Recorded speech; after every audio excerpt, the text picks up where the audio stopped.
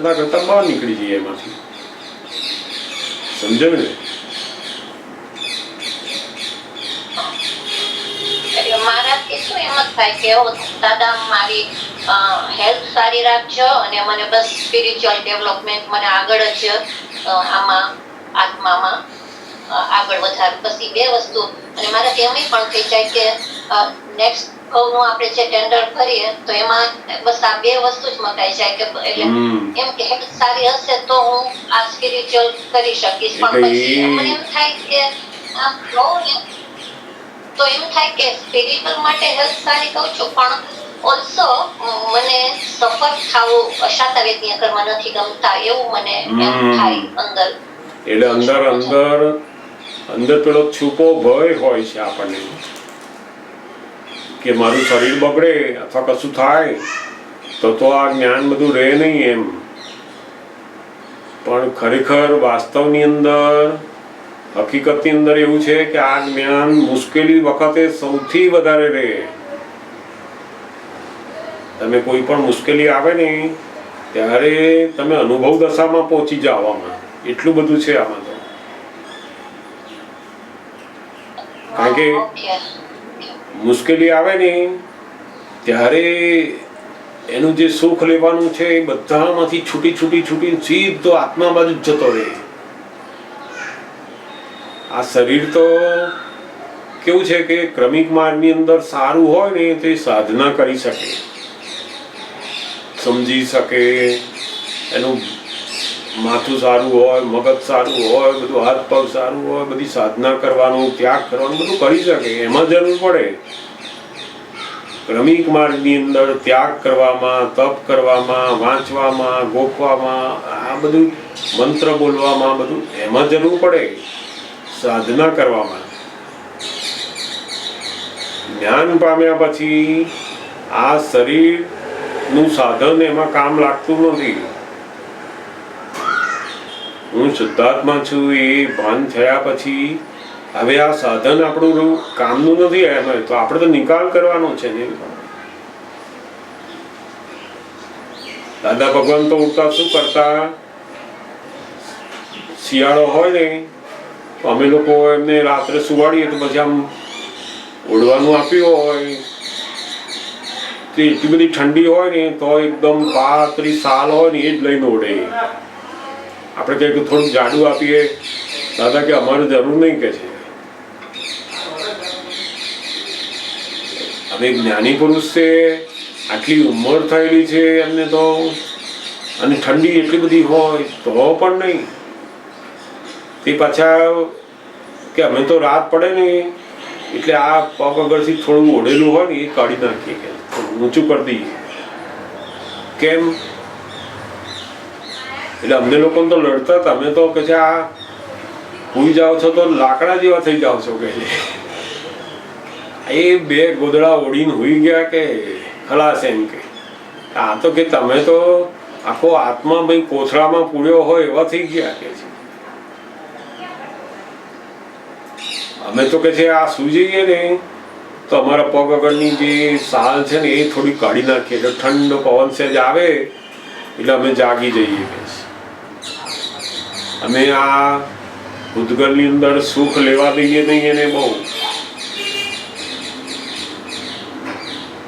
એ શું કે આ ભૂતગલ છે ને એની અંદર સુખ જે આવતું હોય ને એ બહુ લેવા ના દઈએ. અમે આત્માના સુખમાં પડેલા હોઈએ. જેવું એ બાજુ લેવા જાય ને કે આ બાજુ ઊભું કરી દઈએ ને. હવે આટલા મોટા જ્ઞાની પુરુષ જેમની દશા છે છતાં એ શું કરે છે, શું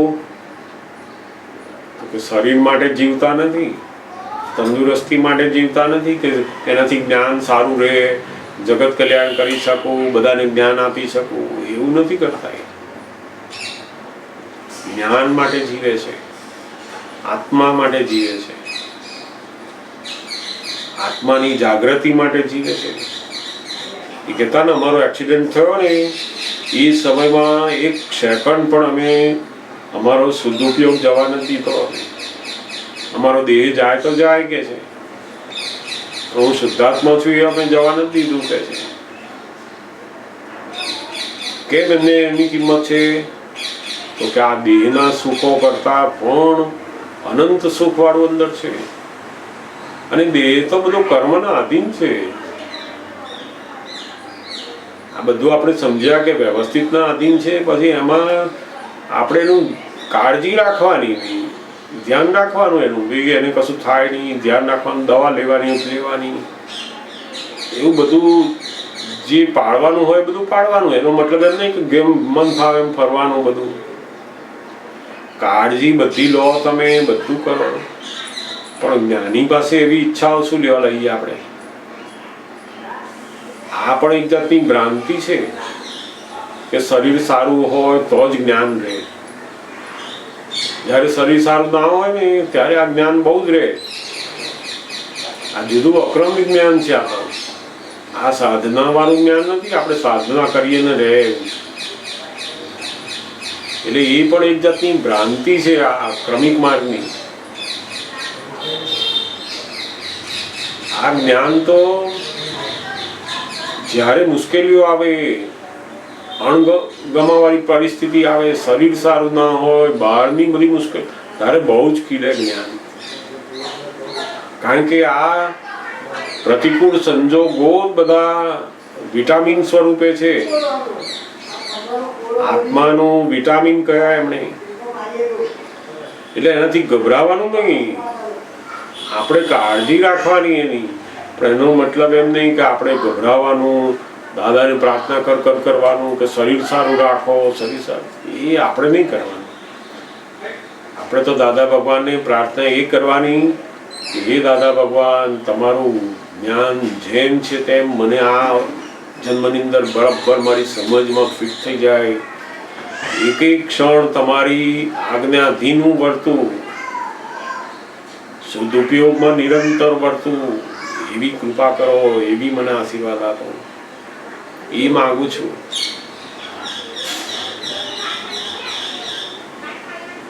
જેમ જેમ આપણને આ સમજ પડતી જશે ને પછી એવું માગીશું આપણે.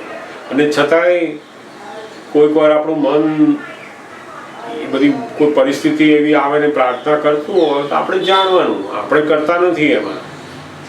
આપણી ફાઇલ નંબર 1 દાદા ભગવાનને પ્રાર્થના કરે છે અને આપણે એને જાણનાર છે. સમજાયું ને? આ તમે બહુ સરસ કોડ પાડ્યો કે ક્રમિક લોકોનો એવી રીતે હોય બધી સાધના માટે. આપણે તો પ્રતિકૂળ સંયોગોમાં વધારે જ્ઞાન ખીલે. આ મને એકદમ રાઈટ થયું. બહુ સરસ. સાધના કરવા માટે સાધન તરીકે શરીર જરૂર છે. પણ તમારે સાધના જ રહી નહીં, હવે સાધ્ય પ્રાપ્ત થઈ ગયું. હું શુદ્ધાત્મા છું એવું આપણને લક્ષ બેઠું એટલે સાધ્ય પ્રાપ્ત થઈ ગયું આપણને. હવે સાધનની જરૂર ના રહી. જેમ આપણે ચા ની તપેલી ગરમ હોય ને ઉતારવી હોય તો સાણસીની જરૂર પડે. સાણસી એ સાધન છે એનું. પણ પછી ચા ને ઉતારી દીધી, ચા બધી ગાળી દીધી, બધું આપી દીધી, પછી સાણસી હાથમાં રાખીએ તો ચાલે? સાધન હતું, સાધનનું કામ પૂરું થઈ ગયું. આપણે એટલે આપણે સાધ્ય પ્રાપ્ત થઈ ગયું. હું શુદ્ધાત્મા છું એ સાધ્ય પ્રાપ્ત થઈ ગયું. હવે સાધનની દેખરેખ રાખવાની. હવે ફાઇલ નંબર 1 કહેવાય. એટલે એને કંઈ પણ એવું વસ્તુ લાગે તો એના માટેના ઉપાયો આથી બધું સહજ રીતે કરે જ જવાના. ડૉક્ટર પાસે જવાનું થાય તો જઈએ, દવા લેવાની હોય તો ટાઈમસર લઈએ, બધું રિપોર્ટ કઢાવીએ, બતાવીએ, બધું કરવાનું છે. પણ એ કેવું તો કે ફાઇલનું કરવાનું, સંભાવે નિકાલેનું.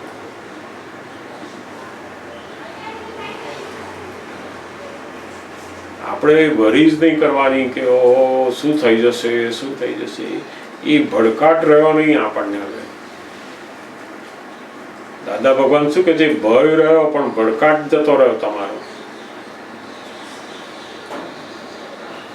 ભય આપણને લાગે પ્રકૃતિને, ભડકાટ ના હોય. આ બધા ભડકાટ નહીં. કોરોના બૂમો પાડે, આપણે ભડકાટ ના હોય. શાંતિ, તમારી કાળજી લો અને ખાઈ પીને સુઈ જવાનું, તમારું કામ કરે જાઓ. ભડકાટ સોરી ભડકાટનો meaning ભડકાટ એટલે શું? કોકને થયું હોય ને, બધા બહુજનને થાય છે. બહુજનને થાય, મને થઈ જશે તો કે આખી રાત ઊંઘે નહીં એમાં. કે સહેજ એક બે વાર આમ છીંક આવે કે ખાંસી થાય ને, સારું મને કોરોના જ લાગે છે. તે એની ચિંતામાં ના થયો હોય તોય થઈ જાય પાછો એને. કેટલાક તો એવા છે કે જેને કશું થયું નથી પણ આવી ચિંતાઓમાં વધારે થઈ જાય છે. પછી પેલો કોરોના કે મને યાદ કરનાર કોણ છે જુઓ જોઈએ, તપાસ કરો. આખો દિવસ જે મને ભજના મારી કરતો હોય, રામ રામ રામ એવું કરતો હોય, એની પાસે જાઓ. કે આ બહુ ભજના કરતા હોય છે ઘણા. આખો દિવસ શું ભજના કરવાની? એને જાણવાનું, એને તો બહુ જાણી રાખવાનું ભાઈ અત્યારનો સમય આવો ચાલી રહ્યો છે અને એની કાળજી લો. અત્યારના સમયમાં તો ગવર્મેન્ટ આ બધા લોકો કેટલા બધા ડેવલપ થયા, સાધનો લોકો કેટલા બધા ડેવલપ થયા, કેટલી બધી માહિતી આપણને મૂકે છે. એ માહિતી પ્રમાણે તમે રહ્યા કરો, બિલકુલ સરસ રીતે રહેવાય. આપણે અંદર પછી ઘણા લોકો શું થાય, બેફામ થાય. અને ઘણા લોકો એવા છે કે ભડકાટ વાળા છે. થયો ના હોય પહેલા મને થશે તો એ ભડકાટ કહેવાય.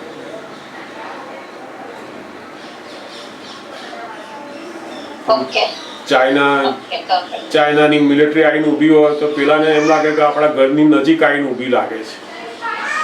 એટલે ભાઈ એ લોકો તો રોજ આવે જાય બધું કર્યા જ કરવાના છે. તો એને ભડકાટ થાય.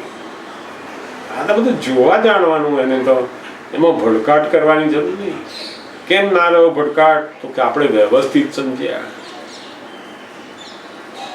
બધા રિપોર્ટમાં આવ્યું હોય ને તોય કશું ના થાય. આ તો એવું વ્યવસ્થિત ની અંદર છે બધું. બધા રિપોર્ટ હોવ ખોટા પડે તમારા. એટલે વ્યવસ્થિત નું જ્ઞાન સમજાય ને પછી એનાથી ભડકાટ બધો ખલાસ થઈ જાય. દાદા ભગવાન કહેતા ને કે ફાંસીનો સંજોગ આવે ને તોય તમને ભડકાટ ઉભો ના થાય. બોમ્બ પડવાનો કોઈ કહે ને તો તમને ભડકાટ ના થાય. આ જ્ઞાન કેમ? વ્યવસ્થિત વગર તો આ દુનિયામાં કશું જ બની શકે એવું નથી. એ બોમ્બ કઈ આપણને મારનારો છે એવું નથી. આપણું મરણનો કાળ ભેગો થાય ત્યારે પેલો બોમ્બ આવે છે. બોમ્બ મારતો નથી. આપણું પેલું આયુષ્ય કર્મ પૂરું થાય એની અસર થાય. અસાતા વેદનીય ઉદય થાય ત્યારે પેલું બધું આવે છે. એ કઈ જાતે આવતું નથી કશું. એટલે ભડકાટ જતો રહ્યો. તમારે કાળજી રાખવાની પણ ભડકાટ નહીં રાખવાની.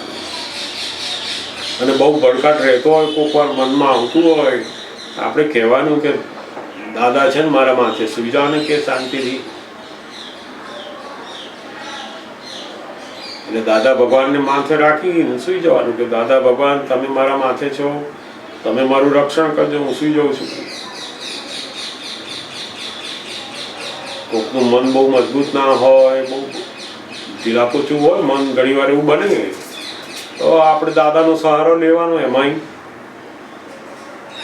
એમ કરતા કરતા મન મજબૂત થતા સરસ થઈ જશે. પછી બાકી દાદા ભગવાનનો મહાત્મા તો શું બોલે છે? કષ્ટો સદા કંપાવજો રે સિંહના સંતાનની, શિયાળ તે શું કરી શકે? દાદા ભગવાનના મહાત્માનું તો આવું પડકાર એકદમ કષ્ટો નથી બીમે તો ગભરાવાનું શું એમાંથી? અને જે તમારા હિસાબમાં હશે એટલા જ આવવાના, નવા કોઈ આવવાના નથી. એક પણ હિસાબ વગર કશું ભેગું થઈ શકે એમ છે નહીં. એટલે આ તો ભડક અંદર પેસી ગઈ ને એ કાઢી નાખવાની. બોલવાનું વારસ સહો દાદાના. એટલે ભડકાટ ઓછી થતી જાય પછી ધીમે ધીમે. સમજાય ને?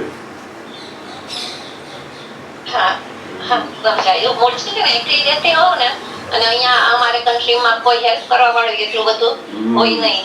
બરાબર. એટલે કદાચ થોડુંક વધારે મને થાય. એટલે એટલે અમારે લોકડાઉન થયો એ પહેલા હું 1 વીક પહેલા જ મેં મારા બોસને કીધું કે હું તો ઘરે રહીને જ કામ કરીશ. બરાબર છે. મનમાં એવો ડર બેસી. ના એ સેફ સાઈડ રાખવાની, બધી સેફ સાઈડ રાખવાની, આપણે આપણી ધ્યાન રાખવાનું, એના વિશેની બધી આપણે ગાઈડલાઈન છે એ પ્રમાણે આપણે રહીએ, આપણે પોતે જાતે આપણું ધ્યાન રાખીએ, બધું જાગ્રત રહેવાનું. એમાં બને ત્યાં સુધી ઘરેથી કામ થાય તો પણ સરસ, બધું આપણે એના માટે બધું કરવાનું, પણ ભડકાટ નહીં. એ તો બધું આવે ને જતું રહેવાનું છે. જેટલા જીવોનો હિસાબ હશે એની અસર કર્યા વગર રહેવાનું નથી.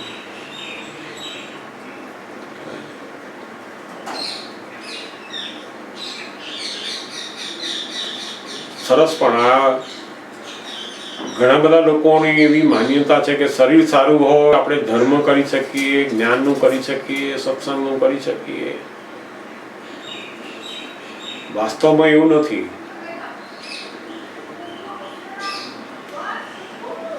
દાદા ભગવાનને તો એટલી બધી ઉધરસ આવતી ને, ઊંઘ જ ના આવે. તે દિવસે એ આમ કોઈ વસ્તુ ખાતા હોય તો જે મરચાવાળી વસ્તુ હોય ને એ વધારે ખાવા લે, અને એ ખાતા હોય ત્યારે પાછા કહે ખરા કે આ ઉધરસની દવા કરું છું કે, એટલે ઉધરસ વધારે આવે એમને. ખાંસી આવે ને એટલે ઊંઘ જ આવે નહીં. આખી 5 કલાક સુધી ખાંસી આવ્યા કરે એટલે ઊંઘ ના આવે, એટલે એની અંદર આત્મામાં રહેવાય કે છે. આ ઊંઘ આવીએ એટલે તો જળ જેવા થઈ જઈએ કે છે. એટલે આપણે તો એમના જેવું કંઈ આપણે કરવાનું નથી, આપણે એ સમજવાનું છે. આપણે કંઈ એમના જેવું કરવા જઈએ તો આપણું શરીર કામ આપે નહીં. એમનું શરીર, એમનું મન બહુ જુદું હોય. એ તો બહુ મજબૂત. એ કહેતા મારું મન તો એટલું બધું મજબૂત છે કે આખી દુનિયાના દુઃખો મારા મન ઉપર મૂકે ને તોય મારું મન નબળું ના બને કે છે. મારા દુઃખો નહીં, આખી દુનિયાના બધા દુઃખો મારી ઉપર મૂકીને જાય ને તોય અમારું મન હાલે નહીં કે છે. એટલું બધું મજબૂત હોય એમનું મન. અને એ મન શેનાથી મજબૂત થયું તો કે જ્ઞાને કરીને મજબૂત થાય. આજ્ઞાની સમજથી મજબૂત થતું જશે. ગભરાવાનું નહીં. બહુ જ સરસ. પણ આ જે માન્યતા છે એ માન્યતાના કારણે આપણને પેલી બધી અસરો થયા કરે છે. સરસ. બરાબર છે. તમે બહુ સરસ એક્સપ્લેન કર્યો. સરસ. દાદાની ઘણી સરસ વાત છે. પૂછજો, હજુ પણ આપણી પાસે થોડોક ટાઈમ છે. સરસ બધી વાતો. આ પૂછો.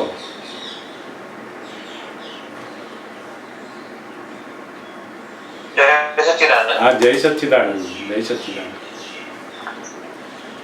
આપણે જે કહ્યું ને કે હા માગણી પ્રાર્થના કરવી એ કયા ધ્યાનમાં જાય? આર્થ ધ્યાન કે રુદ્ર ધ્યાનમાં? ના, એ આર્થ ધ્યાનમાં ના જાય, રૌદ્ર ધ્યાનમાં ના જાય. આપણે તો હવે ધર્મ ધ્યાન ઉત્પન્ન થઈ ગયું. આપણે હવે જે માગણી કરીએ ના, એ તો ફાઇલ નંબર 1 માગણી કરે છે. હવે એ ધ્યાન નથી. ના, એ ધ્યાન જ નથી. ધ્યાન નથી. ધ્યાન તો એકાકાર થઈએ ત્યારે ધ્યાન. આ તો તમે એકાકાર થતા નથી. આ તો તમારી ફાઇલ નંબર 1 એ પેલું ભય એને લાગે છે કે આવું બની જશે અથવા આવું લાગે છે થઈ ગયું એટલે એ તો માંગણી કરે, પ્રાર્થના કરે છે. તો આપણા મહાત્માઓને તો પછી ધ્યાન રહે.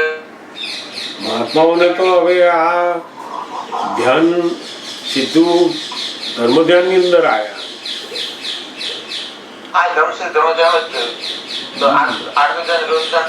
સંપૂર્ણ બંધ થઈ ગયા. આર્ત ધ્યાન અને રૌદ્ર ધ્યાન સંપૂર્ણ બંધ થઈ ગયા. ત્યારે જ એને સહાયક સંકિત કહેવાય. ઓકે આ સહાયક સંકિત થયું એ શું છે તો કે આ આર્ત ધ્યાન રૌદ્ર ધ્યાન બંધ થઈ ગયા અને એટલે જ આપણે નમો લોહે સબ્બ સાહુણમમાં આ જે નમસ્કાર મંત્ર છે આખો એમાં જે પંચ પરમેષ્ટિની અંદર આપણે આયા હવે જેના આર્ત ધ્યાન રૌદ્ર ધ્યાન બંધ થયા એ જ પંચ પરમેષ્ટિની અંદર આયા એ દશા કહેવાય છે હવે એની. એટલે સંપૂર્ણ મહાત્માઓના આર્ત ધ્યાન અને રૌદ્ર ધ્યાન બંધ થઈ ગયા છે. હવે એને ધર્મ ધ્યાન વર્તે અને શુક્લ ધ્યાન વર્તે છે. અને આ બધું એ ફાઇલ નંબર 1 બધું જાત જાતનું જેટલું ભરી રહ્યા છે એ બધું ખાલી થતું જ જશે એમ કરતા કરતા ખાલી થઈ જશે. બરાબર છે. બીજું હતો હા બોલો ને. આપણે દાદાએ પેલા રૌદ્ર ધ્યાનમાં છોકરી 5 વર્ષની જન્મી હોય તો 5 વર્ષની હોય અને 20 વર્ષે પરણાવવાની છે ત્યાં કરે એને રૌદ્ર ધ્યાનમાં કહ્યું છે. તો કયા સંદર્ભમાં રૌદ્ર ધ્યાન કહ્યું છે? બાકી એમાં તો પોતાને દુઃખ થાય છે, બીજાને દુઃખ તો કરતા નથી. ના એ રૌદ્ર ધ્યાન નથી એ તો.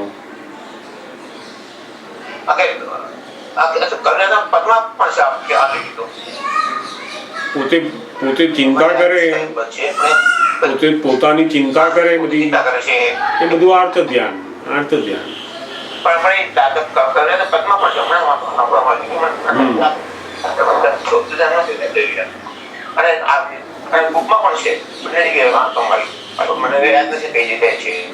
પણ જોવું પડે ત્યારે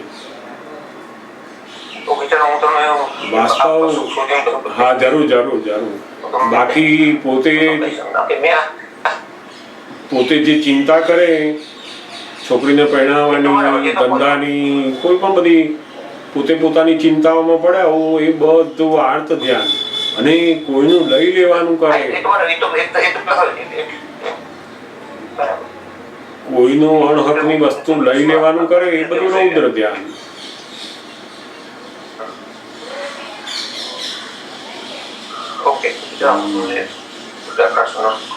અને મહાત્માઓને તો આખું આર્ત ધ્યાન રૌદ્ર ધ્યાન જ બંધ થઈ ગયા આખા. મહાત્માઓ 4 કપ ચા પીતા હોય એ ચારિત્રમો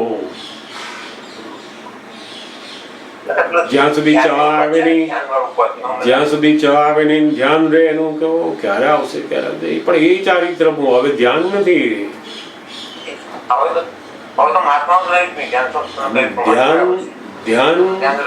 ધ્યાન એટલે શું તો કે જોઈન્ટ થવું અંદર. આપણું એ પોતાનું સ્વરૂપ અંદર આખું જોઈન્ટ થઈ જતું હતું ત્યારે ધ્યાન થતું હતું. ધ્યેય અને ધ્યાતા બંને એકાકાર થાય એને જ્ઞાની પુરુષોએ ધ્યાન કહ્યું. ધ્યેય અને ધ્યાતા ધ્યાતા એની જોડે જોડાય તો જ ધ્યાન થાય. હવે આપણે તો ધ્યાતા જોડાય જ નહીં. ધ્યાતા શુદ્ધાત્મા થઈ ગયા અને હવે ધ્યેય આ તો રહ્યો જ નહીં. આપણે તો મોક્ષે જવાનો ધ્યેય આવી ગયો. આ બધા જે ધ્યેય દેખાય છે એ તો વ્યવહારના નિકાલી ધ્યેયો બધા. ખાવું પીવું નોકરી કરવી આ બધું વ્યવહારના બધા કામ બધી ફાઇલો સ્વરૂપે પૂરા કરવાના. એટલે હવે ધ્યાતા એમાં એકાકાર થાય નહીં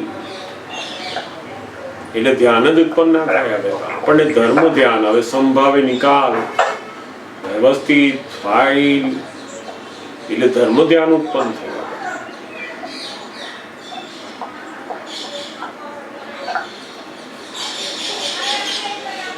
બહુ એટલે તો દાદા ભગવાન કહેતા ને તમારે જે આ જ્ઞાન મળ્યા પછીની જે દશા છે એ પંચ પરમેષ્ટિની અંદર મૂકવામાં આવ્યા છે. આ જગતના કોઈ પણ સાધુ આચાર્ય તપસ્વી કોઈને પંચ પરમેષ્ટિમાં ના મુકાય. ગચ્છાધિપતિ હોય કેટલા બધા ત્યાગ કર્યા હોય શાસ્ત્રોના રચયિતા હોય તો એ પંચ પરમેષ્ટિમાં ના આવે. કારણ કે આર્ત ધ્યાન અને રૌદ્ર ધ્યાન બંધ થયા ના હોય. એક બહુ મોટા ગચ્છાધિપતિ હતા. દાદા ભગવાનને એમણે એકવાર બોલાયા એમની જોડે વાતચીત કરવા માટે. જૈન ધર્મના બહુ મોટા આચાર્ય, એમના હાથ નીચે હજારો સાધુ સાધ્વી બનેલા એમના હાથમાં, એટલા મોટા આચાર્ય. એમણે જ્યારે દાદા ભગવાનને પૂછ્યું કે તમે કે છે આ 3 મંદિર બનાવો છો જોડે, તે કોનો આદેશથી બનાવો છો આ બધું કે છે? ત્યારે એમણે કહ્યું કે ભાઈ આ તો સમયનો આદેશ છે, મને મારો કોઈ ઉપરી નથી કે મને કોઈ આદેશ કરે કે છે. સમયનો આદેશથી બનાવીએ છીએ કે છે. આ કૃષ્ણ ભગવાન, શિવ અને જોડે જોડે સિમંદર સ્વામી, આ વિતરાગ ભગવાનની જોડે કે છે આ બધા રાગ દ્વેષ વાળાને બેસાડ્યા કે છે. કારણ કે એ લોકોને તો વિતરાગ ભગવાન સિવાય કોઈની એમની શ્રદ્ધા ના હોય એમાં. એટલે દાદા ભગવાનને એમણે બહુ જ આખું આ કૃષ્ણ ભગવાન એ તો બધા રાગ દ્વેષ વાળા કહેવાય, આટલી બધી હિંસા કરે, આ બધું કરે ને એમાં તમને બેસાડ્યા એમની જોડે કે છે, એમનું મંદિર બનાવો છો જોડે. દાદા ભગવાને કહ્યું અમે પંચ પરમેષ્ઠીનું મંદિર બનાવીએ જ કે છે. કૃષ્ણ ભગવાન એ પંચ પરમેષ્ઠીમાં આવે કે ના આવે કે છે. એટલે મહારાજ સાહેબને તરત ખબર પડે કે આ તો શાસ્ત્રની અંદર લખેલું છે પંચ પરમેષ્ઠીમાં, કે ભાવિ તીર્થંકર સાહેબ છે કે નહીં કે છે? છે કે છે. તો કે એટલે અમે ત્યાં મૂક્યા છે એમને, કૃષ્ણ ભગવાનને અમે એટલે મૂક્યા ત્યાં. એટલે મહાત્માઓની જે દશા છે એ કેવી છે? તો કે ઓહો પંચ પરમેષ્ઠીની દશા છે. ત્રિમંત્ર બોલીએ એમાં આપણે દરેક મહાત્માઓને પણ નમસ્કાર અંદર પહોંચે છે. એનું બહારનું જે બધું વર્તન છે એ અને અંદરની દશા છે એ બે બહુ અલગ છે. અને ઘણીવાર આપણે એનું બહારનું વર્તન જોઈને એની દશાનું માપ કાઢતા હોઈએ છીએ, એમાં આપણે ભૂલ થાપ ખાઈ દઈએ છીએ.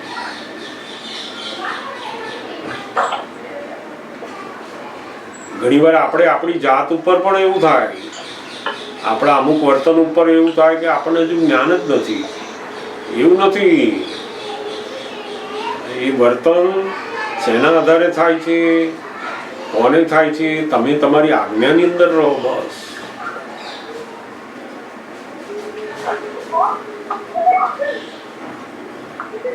એટલે બિલકુલ મહાત્માઓને તો આર્ત ધ્યાન રૌદ્ર ધ્યાન બંધ થઈ ગયું.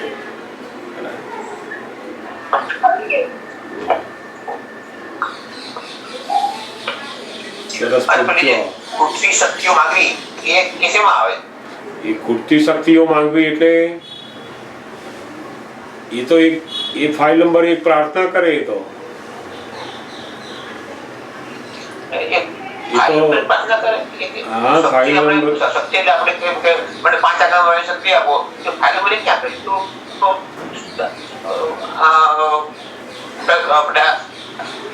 અહંકાર પાસે કરાવડાવે છે ને.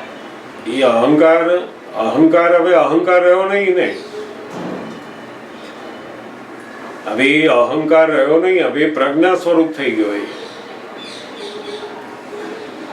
એટલે આજ્ઞા પાડવાની શક્તિ માંગે, બધી જાત જાતની શક્તિઓ માંગે. મને વ્યવસ્થિતમાં રહેવાય એવી શક્તિ આપો, સંભાવે નિકાલ કરવાની શક્તિ આપો, બધું માંગીએ. શુદ્ધાત્મા જોવાની શક્તિ આપો. એ બોલે 5 નંબર 1. અને એ શક્તિ માંગનાર જે અંદર છે એ પેલું પ્રજ્ઞા સ્વરૂપ વાળો અહંકાર. હવે અહંકાર ના રહ્યો નહીં તો માગે જ નહીં.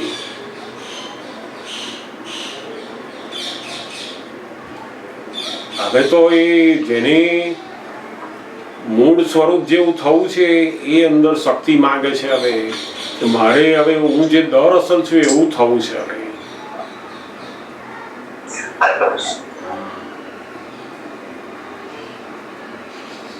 એટલે એ શક્તિ માંગે એ આપણે એને જાણવાનું જ છે કે આ શક્તિ માંગી રહ્યા છે. અત્યારે જે જગ્યાએ એને શક્તિ ખૂટતી લાગે ત્યાં એને બોલાવડાવવાનું કે બોલો ભાઈ હું અનંત શક્તિ વાળો છું, અનંત સુખનું ધામ છું, અનંત દર્શન વાળો છું. એ જેમ જેમ એવું બોલશે એટલે પેલી જે ઇફેક્ટ છે ને કે મને આ સહન નથી થતું, મને આ બહુ દુઃખી થઈ ગયો છું, એ બધી સાયકોલોજી ઉડી જશે એનાથી.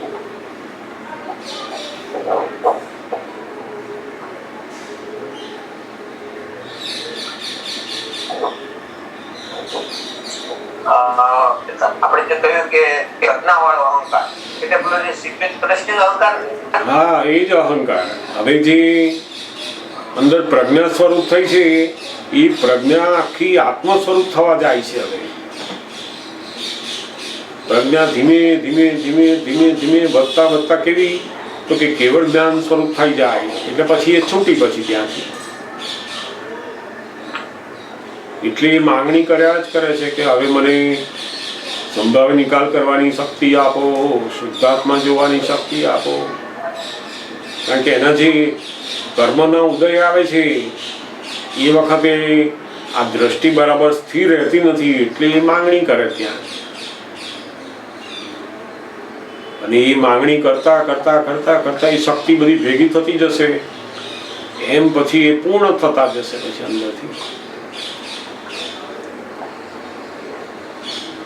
એટલે માંગનારું જે સ્વરૂપ છે એ પ્રજ્ઞા સ્વરૂપ છે. જો અંદર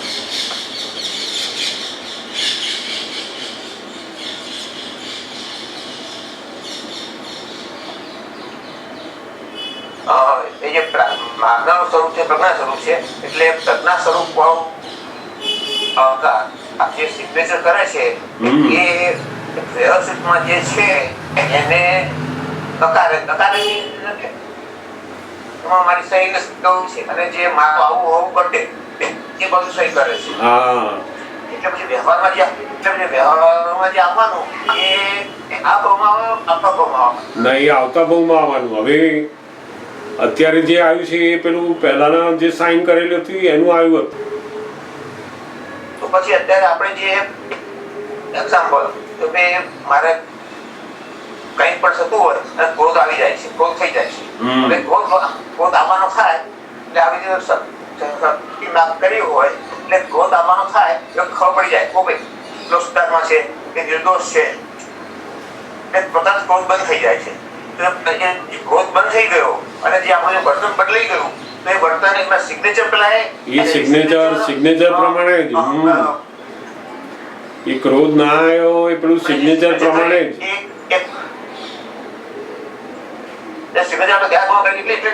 હા, એટલે જ ના આવ્યો. ના, એ ગયા ભાવની અંદર જેટલું વર્તનમાં નથી આવતું એ બધું પેલું સિગ્નેચર પ્રમાણેનું જ છે.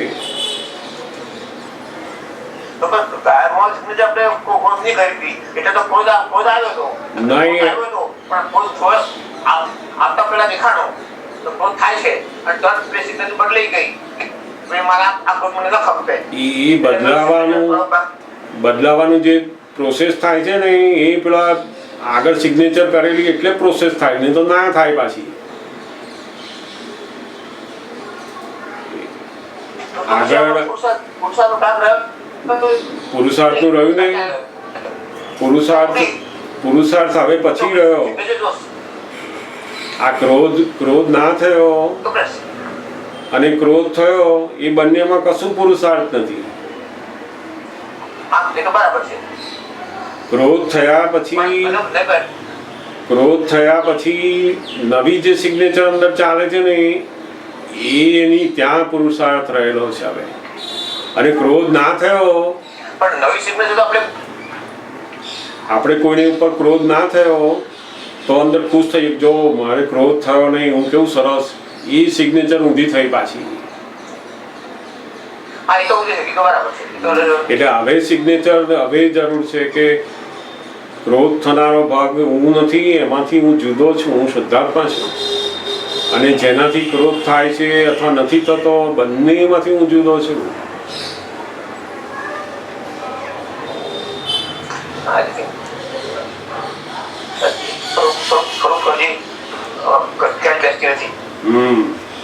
એટલે પેલું જે વર્તન ક્રોધ થાય એવું થયું તો સિગ્નેચર વાળું, ક્રોધ ના થયો તો સિગ્નેચર નથી એવું નથી. એમાં અત્યારે તમને ક્રોધ ના થયો એ તમારા પુરુષાર્થથી બંધ થઈ ગયો એવું નથી.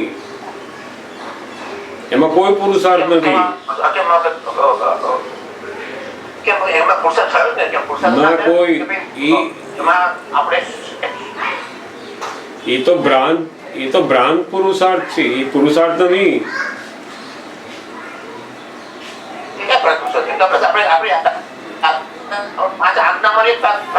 ના એ તો આજ્ઞામાં રહે તોય ક્રોધ થાય. એવું કઈ નથી કે આજ્ઞામાં રહે એટલે ક્રોધ ના જ થાય નહીં. બરાબર છે,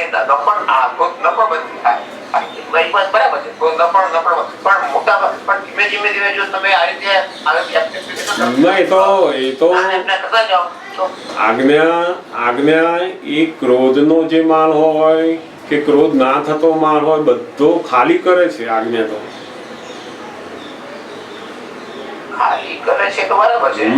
આજ્ઞાની અંદર શું છે તો કે બધું ખાલી થઈ રહ્યું છે. આનાથી એ બંધ કરતું નથી કશી વસ્તુ.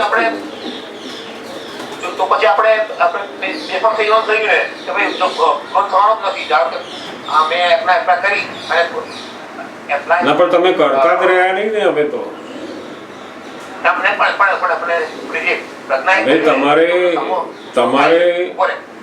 તમારે ક્રોધ નથી કરવો એવું નક્કી કરવાનું જ નહીં તમારે.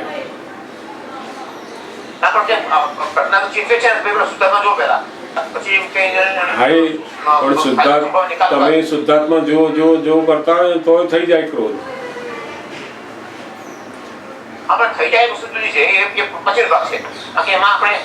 નથી એમાં કરતા નથી તમે.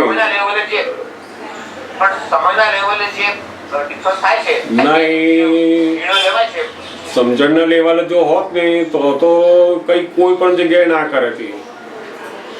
આજ્ઞા તો તમારી પાસે છે જ નહીં. એક જગ્યાએ થાય ને એક જગ્યાએ ના થાય એવું કેમ?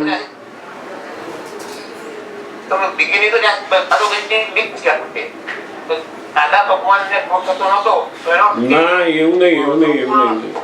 દાદા ભગવાને ક્રોધ નથી થતો, તમને ક્રોધ નથી થતો. તમને બીજ સ્વરૂપે ક્રોધ બંધ થઈ ગયો, એમને વર્તન સ્વરૂપે બંધ થઈ ગયો છે. બંનેને ક્રોધ બંધ થઈ ગયો છે.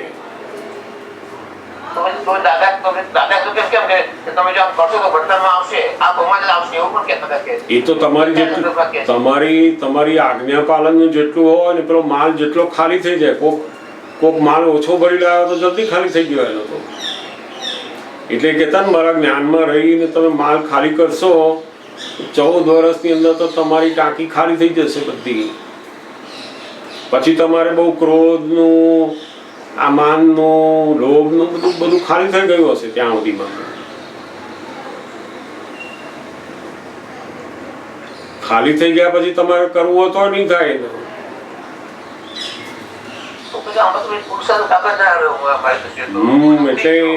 એટલે બધાય પુરુષાર્થ પેલો બહાર જ જોવા માંગે છે કે મને ક્રોધ ના આવ્યો એ મારો પુરુષાર્થ. ના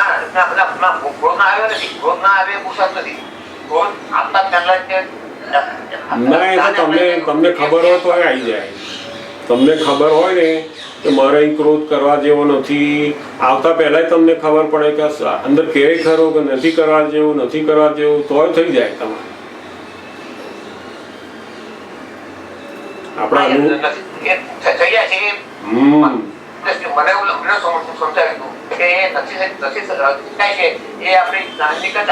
ના એવું જ્ઞાનની કચાશ નથી.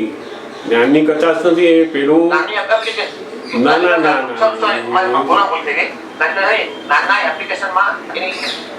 ના એવું એપ્લિકેશનમાં કચાશ નથી, જ્ઞાનની કચાશ નથી. આ જેમ જેમ ખાલી થશે ત્યારે બધું રહેશે. પછી અહીંયા તો તમારે એટલું જ જોવાનું કે એ ક્રોધથી બીજાને દુઃખ થયું એટલે ફાઇલ નંબર 1 ને તમે પ્રતિક્રમણ કરાવો છો, એ પુરુષાર્થ છે.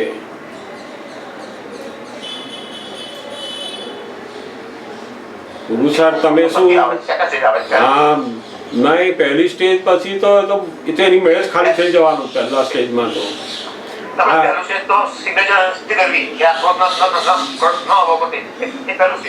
એ તો અંદર થઈ જ જાય. અંદર પ્રજ્ઞાશક્તિ છે ને, એ આવતા પહેલા જ અંદર કહે કે આ આપણે કરવા જેવું નથી, આપણે કરવા જેવું નથી, આ બધું ના જતા, આવું ના જતા, આવું ના બોલતા. એ તો અંદર બકાયા જ કરશે તમને. પણ છતાંય પેલા જોડે એવો હિસાબ લઈને આવ્યા હોય ને, નીકળ્યા વગર રહે નહીં પછી. અને એ થયા પછીનું જે સહી કરવાનું અંદર આવે છે ને, ત્યાં તમારે અંદર પ્રતિક્રમણ શરૂ કરાયેલ છે. પ્રજ્ઞાશક્તિ જ પાછું કરાવડાવે, પ્રતિક્રમણ કરો કે છે. એટલે પુરુષાર્થ એ આખો અંદરના ભાગમાં જ છે. 5 ઇન્દ્રિયોથી જે બધું બહાર દેખાય એમાં કોઈ પુરુષાર્થ છે નહીં. આખો પુરુષાર્થ એ અંદર ભાવની અંદર, દ્રષ્ટિની અંદર રહેલો છે.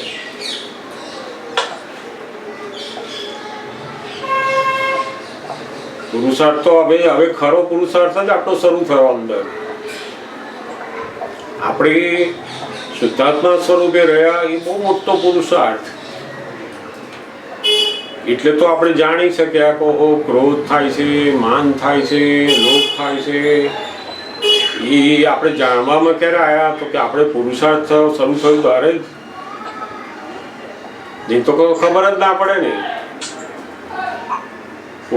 પોતાનો અહંકાર દેખાય, પોતાનો ક્રોધ દેખાય, પોતાનું માન દેખાય, એ બધું ક્યારે બને નહીં તો કે પોતે જાગૃત થયો હોય તો જ.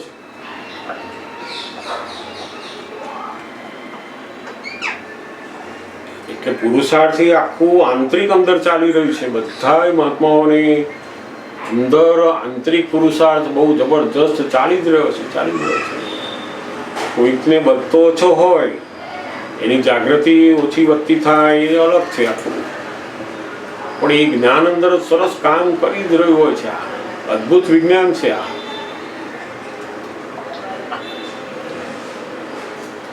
કોક મહાત્મા એવો હોય અને 2 વર્ષમાં ખાલી થઈ ગયો, બિલકુલ એને ક્રોધ થાય જ નહીં. પછી તો એને જાગૃતિ વધી ગઈ અથવા એના લીધે એને બંધ થઈ ગયો એવું નથી. પેલો વધારે ભરી લાવ્યો છે. જો એને 10 વર્ષ ચાલે એટલો માલ ભર્યો છે.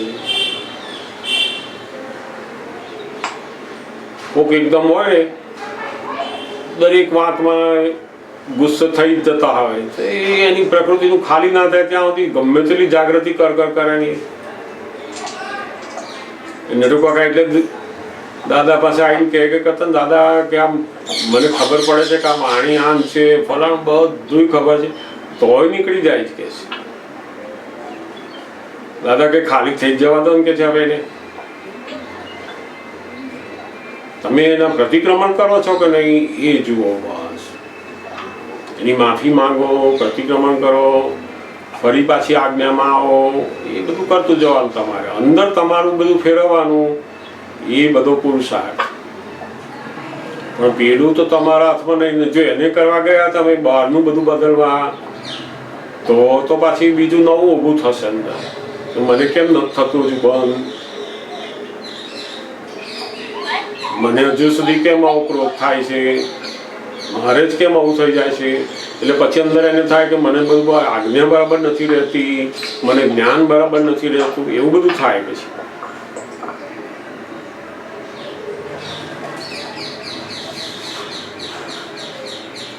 આપણે એવું જ્ઞાન એવું નથી કહેતું કે ક્રોધ થવો જોઈએ. વાસ્તવમાં જે વસ્તુ થઈ જાય છે એને આપણે કહીએ કે બંધ થયું કે ચાલુ થયું, એ તો થઈ જ જાય છે.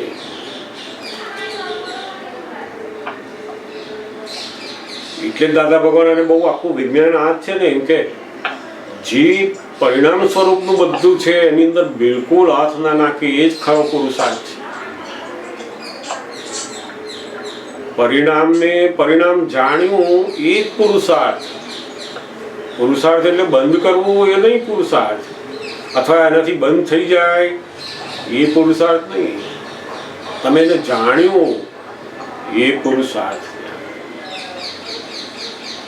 ક્રોધને ક્રોધ સ્વરૂપે જાણ્યો, બંધ થયો એને બંધ સ્વરૂપે જાણો એ પુરુષાર્થ. એને જાણમાં રહ્યું કે અહીંયા એને ક્રોધ નથી આવતો એ જાણ્યું એ પુરુષાર્થ. જાણવાના ભાગમાં રહ્યા એ પુરુષાર્થ. અને મને ક્રોધ ના આવ્યો એ એને જાણવાનો ભાગ ચૂકી ગયો. મને ક્રોધ આવ્યો એ જાણવાનો ભાગ ચૂકી ગયો.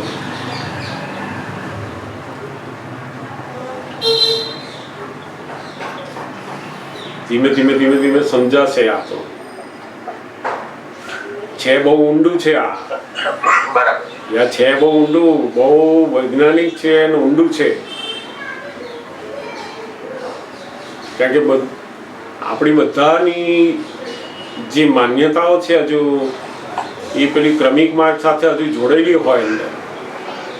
એટલે ધીમે ધીમે ધીમે ધીમે આપણને વૈજ્ઞાનિક વાતો અંદર ફિટ થશે ભાઈ ધીમે ધીમે. પણ સરસ વાત છે અને જાણવા જેવી છે. આ બધી સારી છે.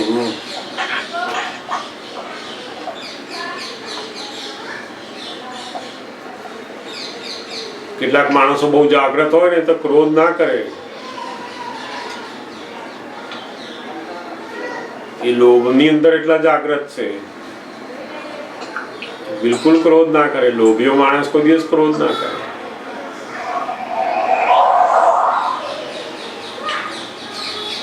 એ બધી પ્રકૃતિના અધીન છે એની. એમાં એની પાસે કોઈ પુરુષાર્થ જ્ઞાન કશું નથી. એમાં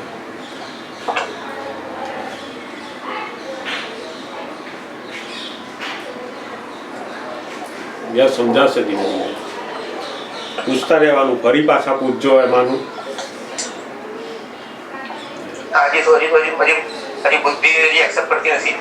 તો વાર લાગે ને, વાર લાગે. પેલી બીલી બહાર નીકળે પછી આ નવી આવે ને.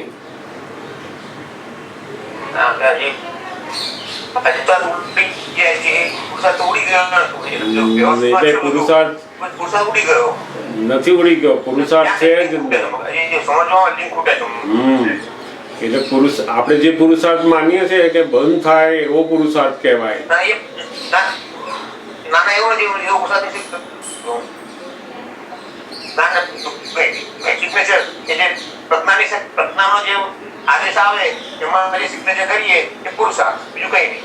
હા, પણ પ્રજ્ઞા સિગ્નેચર કરે, પ્રજ્ઞા સિગ્નેચર કરે કે ના કરીશ તો થઈ જાય છે ને.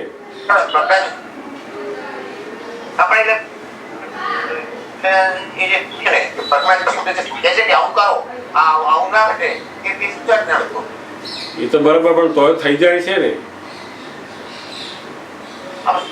થઈ જાય શું જુદી છે. એ આપણી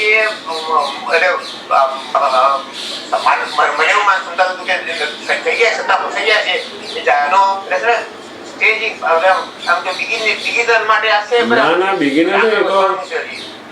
એ તો જેટલું ભરેલું છે એટલી પ્રજ્ઞા ના પાડે ને તો થઈ જાય. પ્રજ્ઞા તો ચેતવે ખાલી કે જો તમે આવું કરશો, પણ એ કઈ રોકે નહીં. પણ રોકે નહીં. પ્રજ્ઞા શક્તિ એ ચેતવે આપણને, રોકે નહીં કોઈ દિવસ.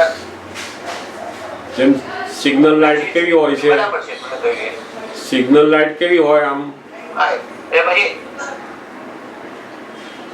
ચેતવે આપણને કે રેડ સિગ્નલ થયું, રેડ સિગ્નલ થયું, તમે ઉભા રહો. સિગ્નલ કેવું આપણને ચેતવે આમ. હવે જો આપણે ના ઉભા રહીએ તો એ કઈ આપણો હાથ ચાલે નહીં.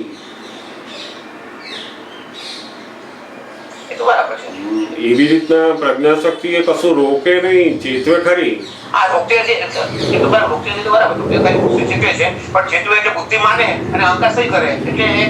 ઘણી વાર ના માને પાછળ તો. હા, એટલે એ પાછું પેલા એના હિસાબો સાથે જોડેલો હોય. પાછું માનવું ને ના માનવું.